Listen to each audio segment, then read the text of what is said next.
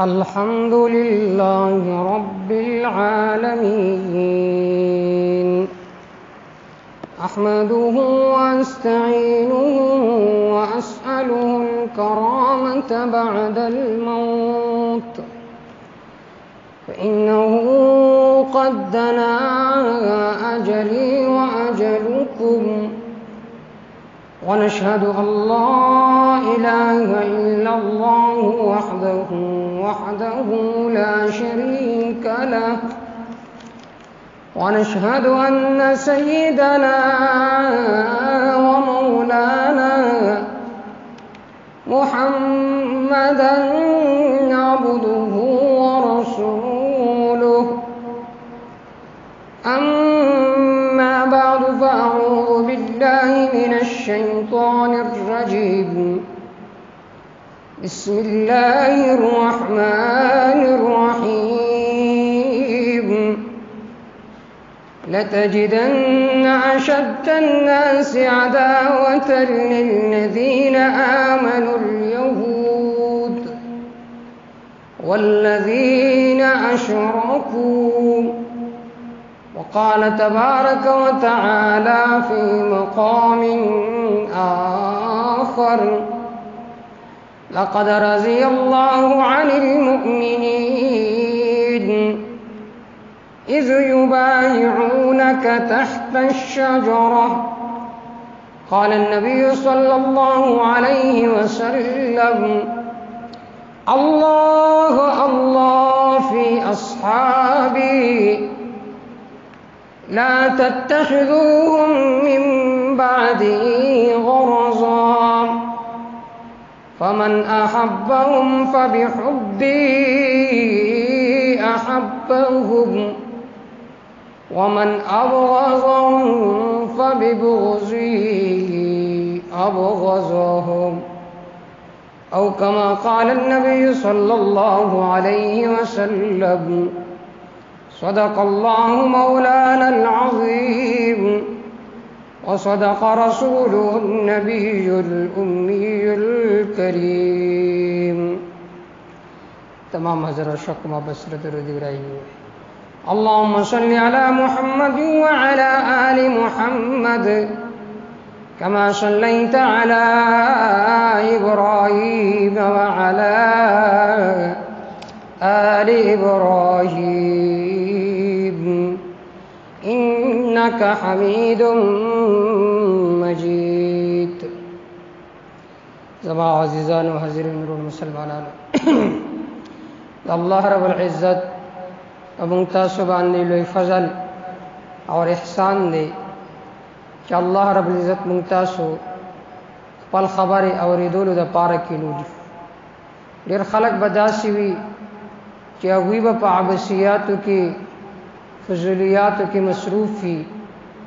لیکن دا انسان سعادت مندی اور خوش قسمتی دادا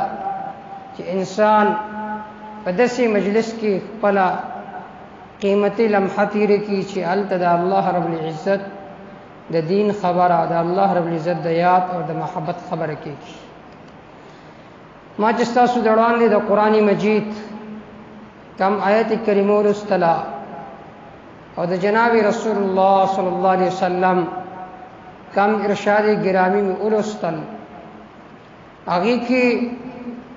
دا جناب رسول اللہ صلی اللہ علیہ وسلم یو عظیم اور یو مقدس جماعت دا صحابہ کرام رضوان اللہ تعالی علیہم اجمعین تذکرہ دا صحابہ کرام رضوان اللہ تعالی علیہم اجمعین اغا خلقو کہ دا آغی دا وجنا اللہ اسلام لقوت ورکو اسلام اللہ رب العزت مضبوط کو اور اسلام خور شو پا پورا عالم کی کہ کل اسلام خور شو روم و فارس فتح شو خیبر فتح شو یہودیانو باندی زمکا تنگ شوا نو دا یہودو پا زڑکی یو وور اولگید چې د دې مؤمنانو د اجتماعیت په طریقې سره ختم کړي او مسلمانان خصوصا جماعت د جناب رسول الله صلی الله علیه وسلم چې صحابه دي دا منتشر شي چې کله د دوی په آپس کې اختلافات شروع شي، جنگ و جدال شروع شي، نو به چیرې دوی ملکونه نشي فتح کولی، به مونږ طرف ته توجه نه وي بلکې په خپل ځان شوي وي. اور د دې باره کې مشوره وکړه د یهودو لوی چالاک مشر عبد الله بن سبا یهودي. هغه وی چې موږ د مسلمانانو مقابله نشو کولی الا دا چې یو دا موږ په دې بدنامي ولګو چې صحابه دسیو عثمان رضی الله تعالی عنہ نعوذ بالله خپل رشتہ دارانو لا مرتبه ورکړي، هغه له عہدی ورکړي، دارنګي امیر معاویه رضی الله تعالی عنہ بدنام کو. چې کله موږ صحابه بدنام کړو نو د دین چې کم اصل گواهان دي چې هغه بدنام شي، نو دین چې د چا په ذریعه سره را رسیدل په خپل بدنامي کی. نو د دې وجه نه د دوی دا مضمون مقصد او دا اراده یې وا چې صحابه په آپس کې اختلافات شروع شي. د سیدنا ابو بکر صدیق رضی الله تعالی عنہ په زمانه خلافت کې دوی کوششونه کول او کوششونه ناکام شو. د فاروق اعظم رضی الله تعالی عنہ په زمانه کې هم کوششونه کول خو ناکام شو. اخر دا چې يهود خپل کس ابو لؤلؤ مجوسی اولېګو د دې د پاره چې د فاروق اعظم رضی الله تعالی عنہ انتقام والی اور شهید کی. حضرت عمر فاروق رضی اللہ تعالی عنہ شہادت هم اصل کې دا گیم او د عبد الله بن سبا او دا هغه په مشورې سره فاروق اعظم رضی اللہ تعالی عنہ شهید شو. د حضرت خلیفہ ثالث سیدنا عثمان غنی رضی اللہ تعالی عنہ په دور کې دې کوششونه وکړو، چونکه حضرت عثمان غنی رضی اللہ تعالی عنہ حلیم الطبع شخص، نرم مزاج شخص، نو دوی دغه نرمینه فائدہ غلطه فائدہ واغستا او خپل منافقت اظهار وکړو. عثمان رضی الله تعالی عنہ خاطر لړ چې موږ لا د عہدی راکا، عثمان رضی الله تعالی عنہ فورا انکار وکړو. دا غیر وجنا نورم دوی په غصه کې شو او د عثمان رضی الله تعالی عنہ خلاف په اسلامی ملکونو کې یو سازش شروع کو چې عثمان رضی الله تعالی عنہ نعوذ بالله غنیمت سینه تقسیمي، دارنګ خپل رشتہ دارانو له عہدی ورکړي دي. دا مختلف خبره دوی د عثمان رضی الله تعالی عنہ خلاف شروع کړ او د مصر گورنر چې کومو داغه خلاف خروج کو چې دا صحیح سره نه دي مونږ دې نه منو. حضرت عثمان غنی رضی الله تعالی عنہ خواته یو وفد راولېګو د دې د پاره چې دا د مصر گورنر معزول کی. عثمان غنی رضی الله تعالی عنہ خواته کله وفد راغې او وی چې مونږ د مصر دا گورنر دا نه غواړو. عثمان رضی الله تعالی عنہ ورته فرمایل چې کله تاسو نه غواړئ دغه په ځای به مونږ بل څوک مقرر کو. حضرت عثمان غنی رضی الله تعالی عنہ ولګید دو ابو بکر رضی الله تعالی عنہ زوی محمد بن ابي بکر هغه مقرر کو او وفد له یو خط ولیکو او خط کې دالی کلیو اذا جاءك هذا فاقبله، چې کله دا نوې گورنر محمد بن ابي بکر راشي نو فوراً دې قبول کا. اور دا خط د عثمان رضی الله تعالی عنہ یو غلام حمران هغه سره دا خطو دوی روان شو، پلار کې روانو، پدې کې د دې باغیانو گروپ سرکرده او مشر هغه ولګید اور حمران نے هغه خط راغستو وی دراک دا خط مالا زبیل خپل کما دا امیر المؤمنین خط ته خط راغس عبد الله بن سبا اور لګ لري وند کلان. عثمان رضی الله تعالی ذلک اذا جاءك هذا فاقبله، کله چې دا قاصد تا خوا تراشي نو دې قبول کا، یعنی تدا امارتنا دستبردار شه اور دې بدا په ځواني قاضي او امیر شي. نو هغه ولګید فقبله په ځای باندې د اخر نه باندې ټکې لري کو او لپاسې دوه ټکې کړو نو به معنا دا شو اذا جاءك هذا فقتله کله چې دا قاصد ستا خوا درشي نو دې قتل کا خط دوباره ورکو حمران لا قافله چې لګه مخ کې لاړه نو دی عبد الله بن سبا شور جوړ کو چې عثمان رضی الله تعالی عنہ هغه د محمد بن ابي بکر د قتل په باره کې حکم کړل خلکو یې څنګه حکم کړل هغه خدا لیکلی اذا جاءك هذا فقبله شکل دا محمد بن ابي بکر سره خاطر شنو دې قبول کا هغه نه تاسو خط وګورئ چې خط یو کتنو خط کې لیکل اذا جاءك هذا فقتله کله چې محمد بن ابي بکر راشنو دې او وجنا حال دا د خپل په دې خط کې تحریف کړو بای لاندې لري کړي ولا پاسه به دوه ټکی دخ کړو نو جوړ شو فقتله دا وفد واپس راغې ته عثمان رضی الله تعالی عنہ خواته او بغاوت شروع کو چې تا دا لیکل عثمان رضی الله تعالی ورته فرمایل ما چری دا نه دي لیکل ما دا لیکل اذا جاءك هذا فقبله خیر دا چې هغه د عثمان رضی الله تعالی عنہ دغه محاصره وکړه سلی خرج پر عثمان رضی الله تعالی عنہ باندې خوراک اسکاک بن کو آخر کار باغیان په خپل مضمون مقصد کې کامیاب شو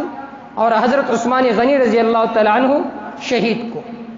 چې کله عثمان غنی رضی الله تعالی عنہ شهید شو صحابه کرام دو جماعتونه شو یو هغه جماعتو چې هغه وی عثمان رضی الله تعالی عنہ چې چا شهید کړل د هغه نه قصاص اغستل پکار دی او لازم دی باغیان شهید کړل باغیان موجود دی مدینه کې ګرځي زم جماعت هدي جماعت کې حضرت عائشہ رضی الله تعالی عنها عمر ابن العاص رضی الله تعالی عنہ حضرت امیر معاویہ رضی الله تعالی عنہ نورم کثیر صحابه هغه په دې موقفو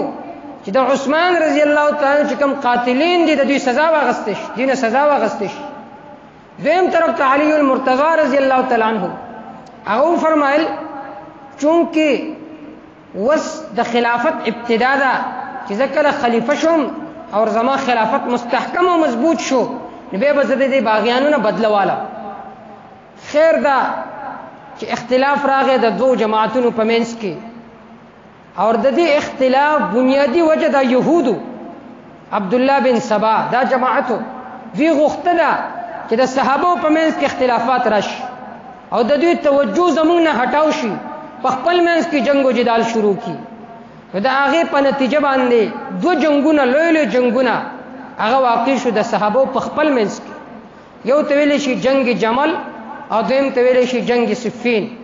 هغه کې کثیر صحابه کرام رضوان الله تعالی علیهم اجمعین هغه شهیدان شو اخر دا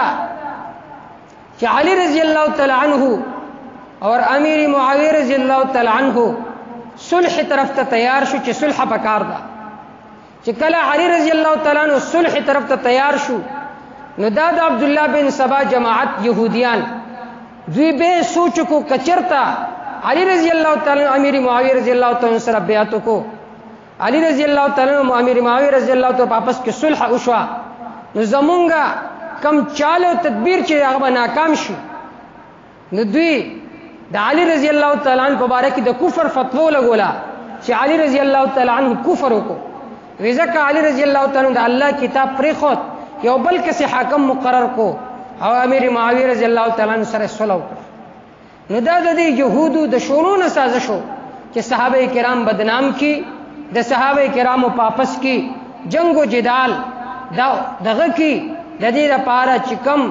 توجه د مسلمانانو د مونږ طرف ته هغه هټاو شي په خپل منځ کې چنګي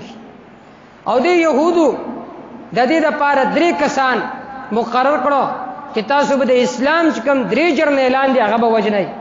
یو حضرت علی المرتضی رضی الله تعالی عنہ او دویم سیدنا امیر معاویہ رضی الله تعالی عنہ او دریم حضرت عمر ابن العاص رضی الله تعالی عنہ وې دا درې کسان به تاسو شهیدان کوي او د دې لپاره درې کسان مقرر کړو عبد الرحمن ابن ملجم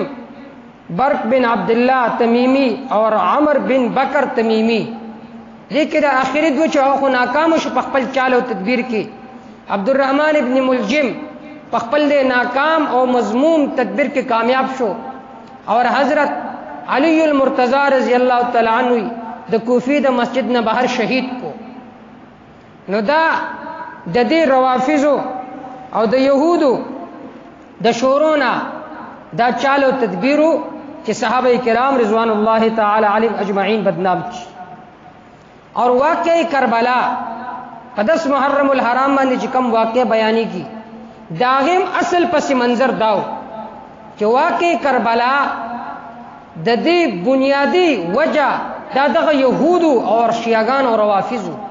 هغه د جناب رسول الله صلی الله علیه وسلم نسوه حضرت حسین رضی الله تعالی عنہ شهید کړو.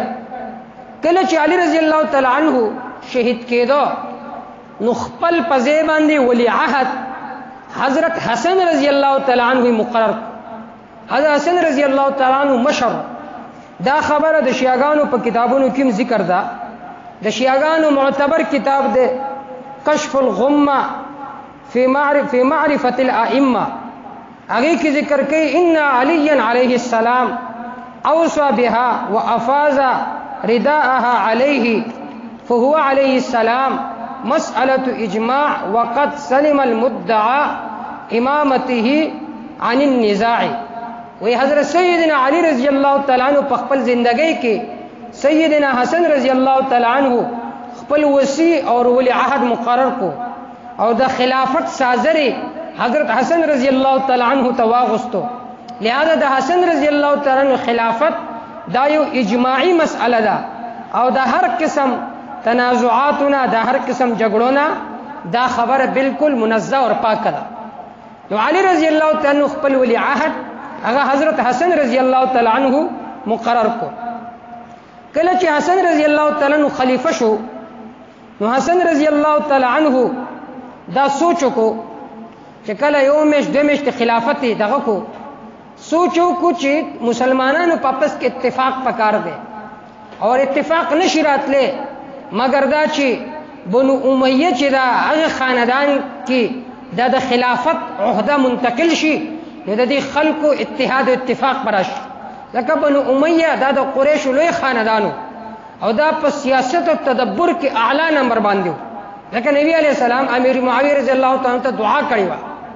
چې اے الله تعالی اللهم علمه الكتاب. اے الله امیر معاویہ رضی اللہ تعالی عنہ ته د کتاب علم ورکی د حساب علم ورکی د عذاب نه بچ کی. دا یو عظیم خاندانو اور د حکومت په چلولو باندې چې کم فراست درکار ہوئی هغه د بنو امیہ په خاندان کې کامل طور باندې موجودو. نو حضرت حسن رضی اللہ تعالی اراده وکړه چې د امیر معاویہ رضی اللہ تعالی سره صلح وکي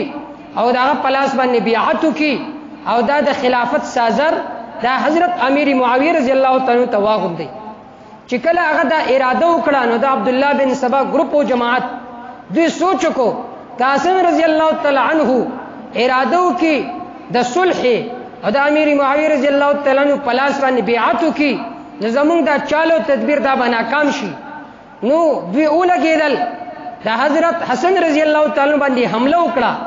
اور حضرت حسن رضی اللہ تعالی زخمی کو او به په اخر کې حسن رضی اللہ تعالی عنہ له زخم ورې زهر ورکړو د دې لپاره چې شهید شي. نو د دې بنیادی وجہ داوا چې دې دا غختل چې په امت کې اتحاد اتفاق را نشي. یو کتاب دې د شیعاګانو معتبر کتاب مناقب آل ابی طالب هغه وی چې کله حسن رضی اللہ تعالی عنہ وغوښتا چې حضرت معاویہ رضی اللہ تعالی سره صلح وکي فقالوا والله يريد ان يصالح معاویہ ويسلم الامر الیه کفر. وی کله چې حسن رضی اللہ تعالی اراده وکړه چې معاویہ رضی اللہ تعالی سره صلح وکي وی قسم په الله چې حضرت حسن رضی اللہ تعالی عنہ کفر وکوي. وی والله الرجل كما كفر ابوه. وی قسم په الله لکه څنګه چې د پلار کفر کړو علی رضی اللہ تعالی عنہ وی دارنګ حسن رضی اللہ تعالی عنہ کفر وکړو نعوذ بالله. او فانتهبوا قسطاته حتى اخذوا مصلاه من تحت ونزع مطرف عبد الرحمن بن جمال وطعنوا جراء بن سنان في فخذه. هغه د حضرت حسن رضی اللہ تعالی په خیمه باندې حمله وکړه او حسن رضی اللہ تعالی عنہ په زنګون باندې ولا نیزه وهلا اور حسن رضی اللہ تعالی عنہ زخمی کو. کله چې حسن رضی اللہ تعالی ته پته ولګیدا چې دا شیعاګان او روافض دوی امام نه پرېږدي او دوی غواړي چې د مؤمنانو په آپس کې دوباره اختلافات شروع شي، نو حسن رضی الله تعالی عنہ امیر معاویه رضی الله تعالی عنہ ته خط لګو او یې فرمایل ورته چې زه تاسو رسول حق ول غواړم. حضرت معاویه رضی الله تعالی عنہ پس پن کاغذ باندې ورته جواب کیو لیکل چې ستاسو شرایط وی هغه ماته منظور دي.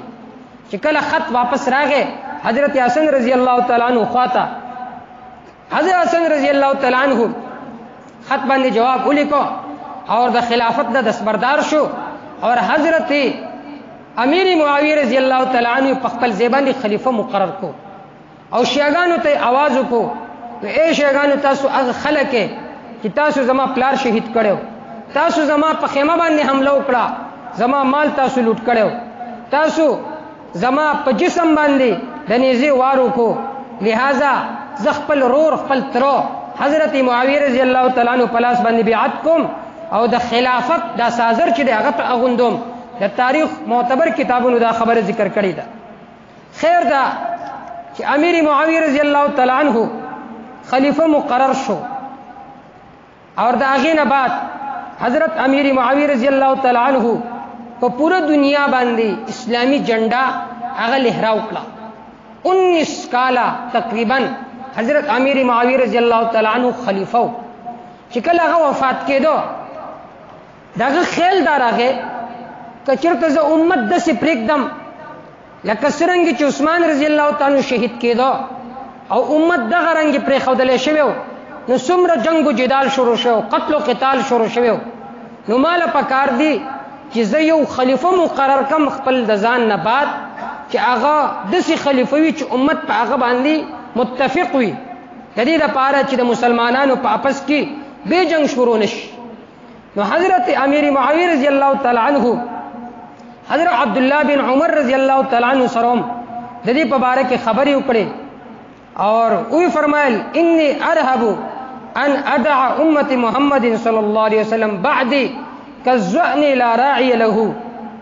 تبری د شیعاګانو مشهور کتاب دی، هغه کوم دا خبر ذکر ده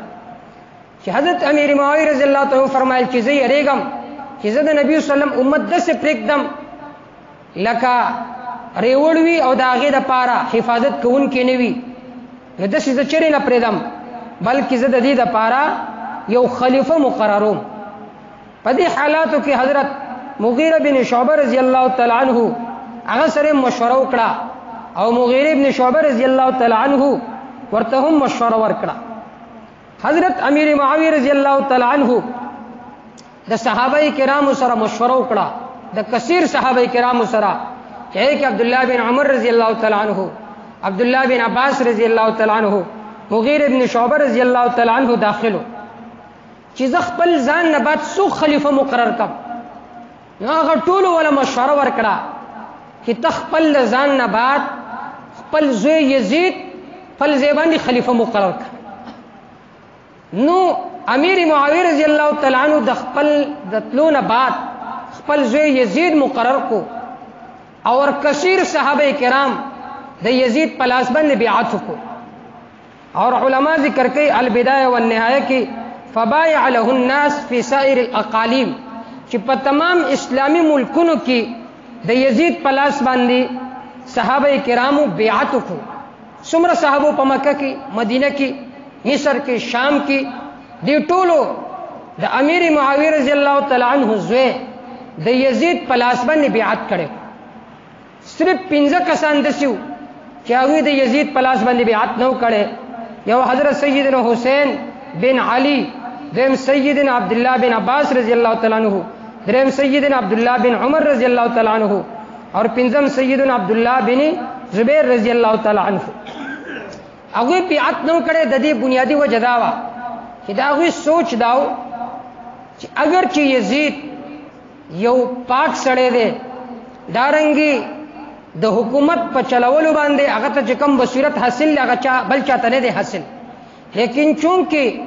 په تقوا کې د هغه نور اوچت خلق موجود دي، صحابه موجود دي، نو پکار دی چې صحابو کې یو کس خلیفہ مقرر کړي شي. صرف د هغه نقطه نظر دا وجه نه و چې یزید چرته فاسقو، یزید چرته فاجرو، یزید چرته زانی او شرابي، دا وجه نه و. که چرته دا وجه وي لکه خلق چې وایي چې یزید فاسق فاجر شرابي او کبابي انسانو، نو به صحابه کرامو چیرې دغه پلاس باندې بیعت نه کول؟ چیرې به مغیره ابن شعبه رضی الله تعالی عنہ د یزید په باره کې مشوره نه ورکوله چې ستاسو یزید د خلافت ډیر حقدار دی؟ چیرې به نور صحابه کرام چې کفیر صحابه دي هغه به د یزید پلاس باندې بیعت نه کول؟ هغه ټولو د یزید پلاس باندې بیعت کړو. معلومه شو چې یزید متقی انسانو، صالح انسانو، فاسق فاجر شرابی او زانی نو، نعوذ بالله. نو دی اوسو صحابه کرامو بیعت نو کړي اور داغي بنیادی وجہ داو. اور ابن خلدون رحم الله په خپل مقدمه کې په دې مبارک مکمل تفصیل ذکر کړی دی چې بعض دفعه خلیفہ خلق هغه کس مقرری چې هغه باندې د خلکو اتفاق راځي. نو چونکه بنو امیہ خاندان دسیو چې هغه باندې د خلکو اتفاق راتلو، نو د دې وجه نه حضرت معاویه رضی الله تعالی عنہ ولګید خپل زوی یزید هغه مقرر کو اور هغه خلیفہ کو. ډیر صحابه کرامو د یزید په لاس باندې بیعت کړو او صحابه کرام رضوان الله تعالی علیهم اجمعین په موجودګۍ کې حضرت معاویه رضی الله تعالی یو خطبه ویلی و چې هغه محدثینو ذکر کړی دا اور تاریخ کتابونو ذکر کړی دا البدایه والنهایه، چې امیر معاویه رضی الله تعالی فرمایلو اللهم ان كنت تعلم اني وليته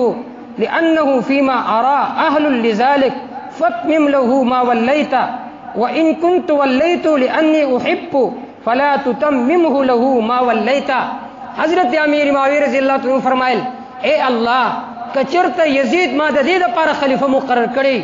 چې د اسلامی نظام صحیح چلول شي، نو فتممه له، اے الله د دې خلافت له بقا ورکې همیشه د خلافت وساتي. او کچرته د دې وجنه ما خلیفہ مقرر کړی چې دا زما زوی دی زه سره مینه ساتم، نو دله وس مرګ ورکې او ختم کړي د دنیا نه بوس. نو حضرت امیر معاویه رضی الله تعالی عنہ به یو څو میاشتې حیات او داغه نه بعد وفات شو او صحابه کرام لوی فرشته چې هغه د یزید پلاس باندې بیعت کړو، سیدنا سعد بن ابي وقاص رضی الله تعالی عنہ، سیدنا ارقم رضی الله تعالی عنہ، سیدنا جابر بن عبد الله انصاری رضی الله تعالی عنہ، سیدنا کعب بن عمر انصاری رضی الله تعالی عنہ، سیدنا انس بن مالک. ډیر صحابه دي، یو یو ذکر کوم ډیر وخت پکې لګي. نو دې کثیر صحابه کرامو چې هغه کې عبد الله بن عباس رضی الله تعالی عنهم شامل دي. ډیر صحابه کرامو د یزید پلاس باندې بیعت کو سوا د دوه کسانو نه. اول پنځو به هغه کې عبد الله بن عباس رضی الله تعالی عبد الله بن عمر رضی الله تعالی عنهم د یزید پلاس باندې بیعت کو. صرف عبد الله بن زبیر رضی الله تعالی پاتې شو، هغه آخر وخت پورې بیعت نه کړي. او دویم حضرت حسین رضی الله تعالی عنہ پاتې شو. اور عبد الله بن عباس رضی الله تعالی عنہ فرمایلیو چې کله هغه د معاویه رضی الله تعالی د وفات خبري واوریدو، هغه فرمایل و ان ابنه یزید لمن صالح اهله فلزموا مجالسکم واعطوا طاعتکم وبيعتکم. هغه فرمایل چې د امیر معاویه رضی الله تعالی زوی یزید د خلافت ډیر اهل لري، اهلیت پکشته، یا د خلافت لازم ونیوي او د پلاس باندې بیعت وکړي. البدایه والنهایه، الامام والسیاسه، په ټولو کتابونو کې دا جمله ذکر ده. دارنګه سیدنا عبد الله بن عمر رضی الله تعالی عنہ د یزید په باره کې فرمایلو بایعنا هذا الرجل على بیعت الله ورسوله. امام بخاری دا ذکر کړل چې عبد الله بن عمر رضی الله عنه فرمایل چې مونږ دې سړي سره د پلاس باندې بیعت کړل، دا بیعت مونږ اصل کې الله سره کړل او د الله رسول سره کړل. خبره مختصر کوم، خیر داده د یزید پلاس باندې کثیر صحابه کرامو بیعت کړو.